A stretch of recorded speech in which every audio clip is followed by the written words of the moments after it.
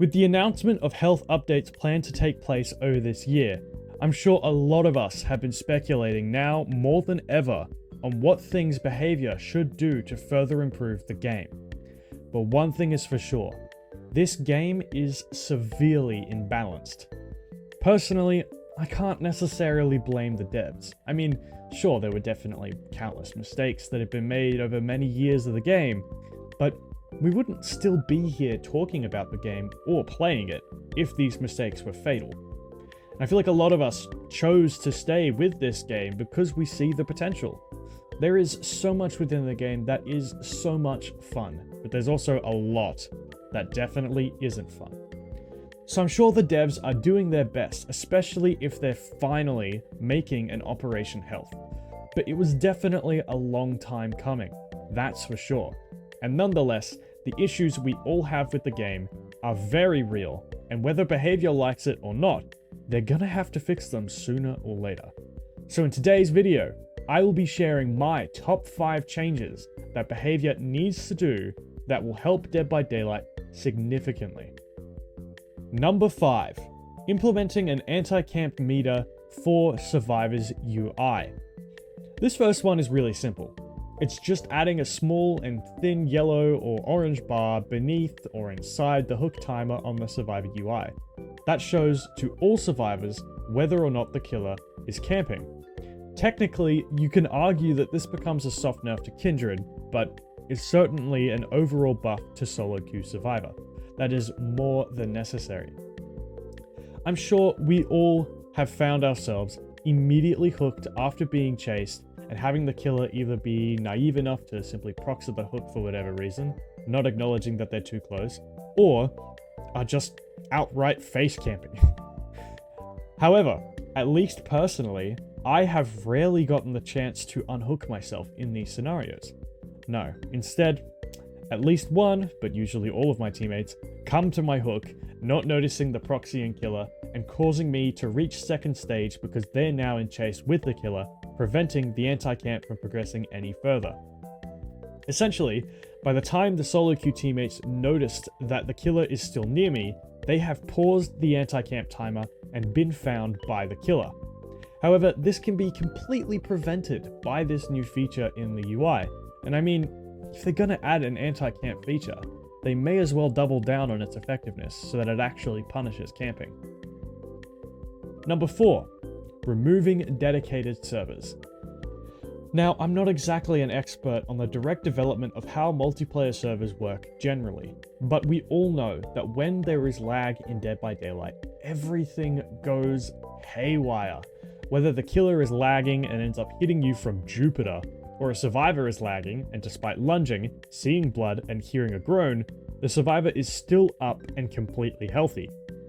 The point here is that due to behavior's method of what I understand to be dedicated server hosting, lag is a big issue. Behavior needs to figure out a way to revamp their hit registration system, improve their tick rate, and enhance lag compensation. Since I'm not a game developer, I can't give direct ideas for this problem. Number 3. Showing all teammate perks in the beginning of a match and perk UIs. At first glance, you might assume that what I'm mentioning was already stated in their notes for the health update. However, I'm actually referring to a different point in time where perks would be shown.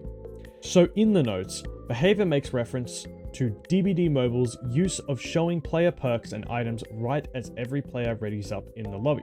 However, after watching mintskull's Should Your Teammates' Perks Be Visible to You in Solo Queue video, link in the description if you want to see that next, I was shown that having this feature used in that specific time would significantly promote lobby dodging. Knowing the player base, mintskull is absolutely right in my opinion.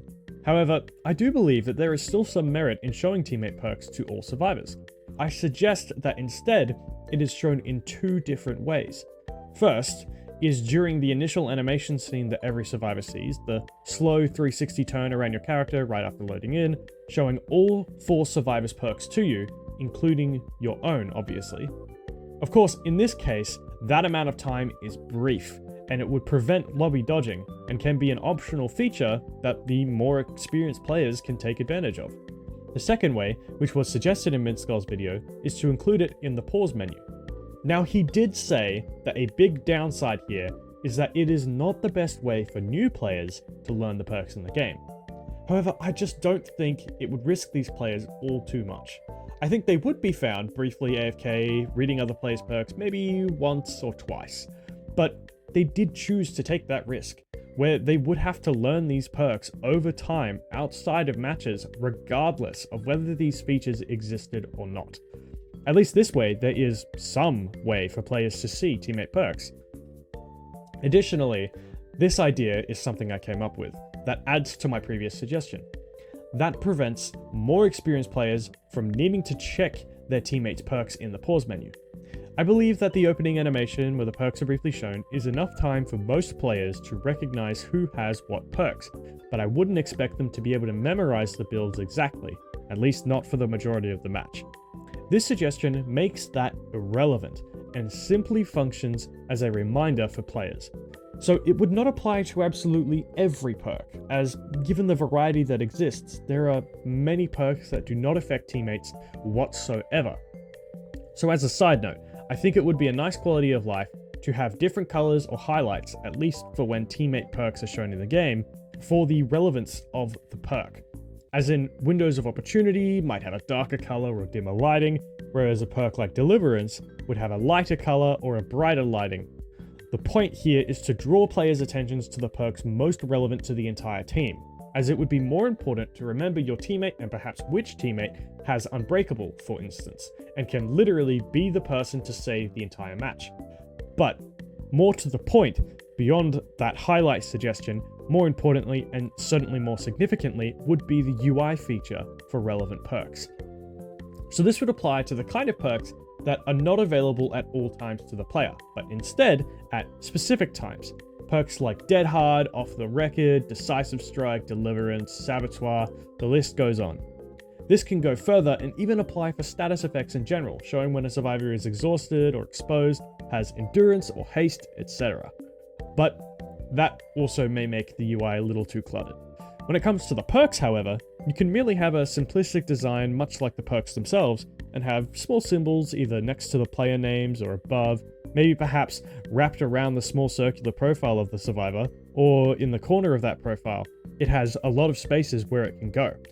For example, a player has Dead Hard ready, and now you know exactly why they're running directly behind you as you both run to the exit gate, to take a hit with Dead Hard.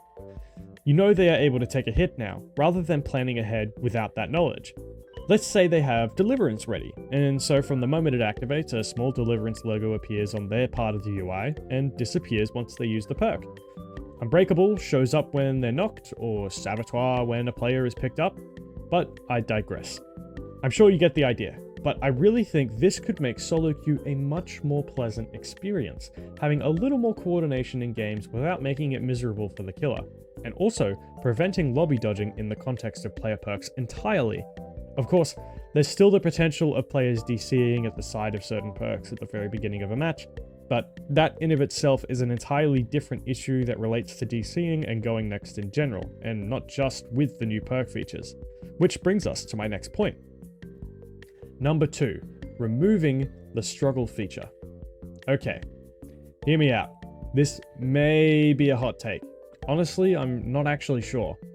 Since this is directly to do with going next, let's first discuss the definition of going next in Dead by Daylight. I would personally say the most blatant method is simply running towards the killer and letting them hook you. Either by literally just running to them, or waiting for them to see you whilst you point at the hook. Some killers might even ignore you, but regardless, it's a telltale sign of giving up. In other cases, however, the player might genuinely try up until the point of being knocked or hooked, not wiggling or recovering, etc. But the main premise, where going next really starts, per se, is once the survivor begins to use their attempts, having up to 3 and rapidly reducing their hook timer. Players try to die as quickly on the hook as they can. This is the general description of going next. However, I believe that the struggle feature, the continuous skill checks that gradually get harder over time, should be completely removed. By missing 2 skill checks consecutively, survivors will instantly die. This literally promotes going next. It is just too easy for players to give up. I would assume the intention of having the struggle feature especially when they changed it from spamming one button to skill checks, was to keep the player even mildly engaged, and perhaps an attempt to, ironically, prevent the player from giving up out of boredom. However, if the player is locked in one place and was already having a bad time, they're going to give up regardless.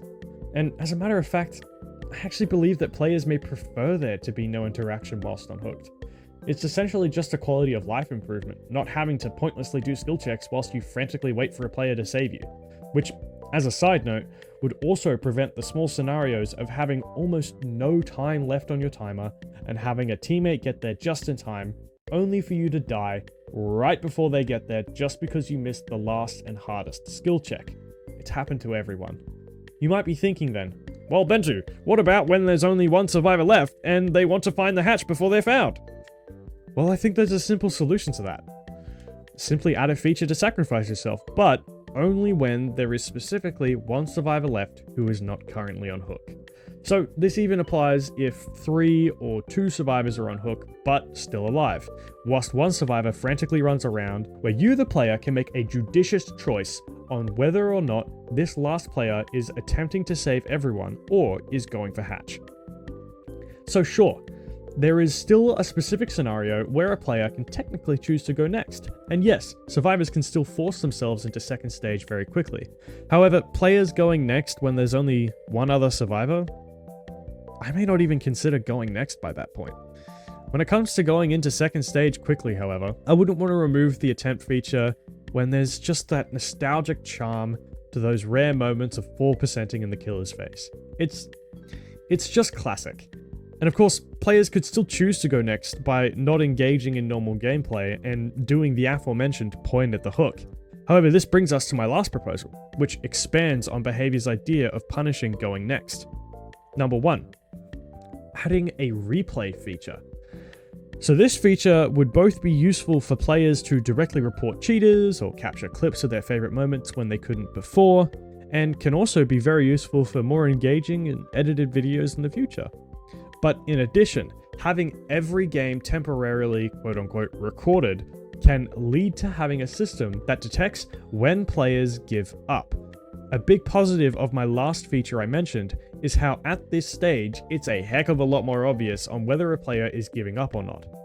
Practically being forced to prompt the killer to hook them at least twice rather than once. Now, whether behavior goes down a direct manned maintenance route, or perhaps some kind of bot that can detect these occurrences, which, with my other feature, I don't believe it would be that hard, they can consistently give out penalties and punishments to those that give up on a regular basis. Beyond that, reporting can be taken a hell of a lot more seriously in all aspects of the game, and much like several other multiplayer quote-unquote competitive games, is more than likely to be a successful feature. Of course, players can still disconnect, but with the aforementioned features, disconnects would become increasingly more appealing to players who give up easily, meaning that the remaining survivors would at least have a bot teammate rather than no teammate. However, on that note, behavior definitely needs to improve their bots and what the bots are capable of. Perhaps having multiple difficulties which change automatically in matches based on the MMR they spawn into. In addition to that, I believe that the replay feature can lead to efficient reporting on killers who hold the game hostage or force players to bleed out, which actively encourages DCs and causes unjust penalties, which can ultimately be prevented or compensated with this replay feature. So, those are my 5 features that I believe behavior needs to make in order to at least start repairing the game. Although admittedly, I think I may have mildly squeezed a few sub-points in there, but hey, I love to get a discussion going, so let me know what you think. Are there any flaws in my suggestions? Do you agree? Do you disagree? I'd love to chat with you in the comments, but nonetheless, if you made it this far, I would assume you enjoyed the video, and I would really appreciate it if you dropped a subscription. It would mean so much, as this is actually my first top 5 discussion video I've ever made. So, I hope to see you all in the next one. Bye!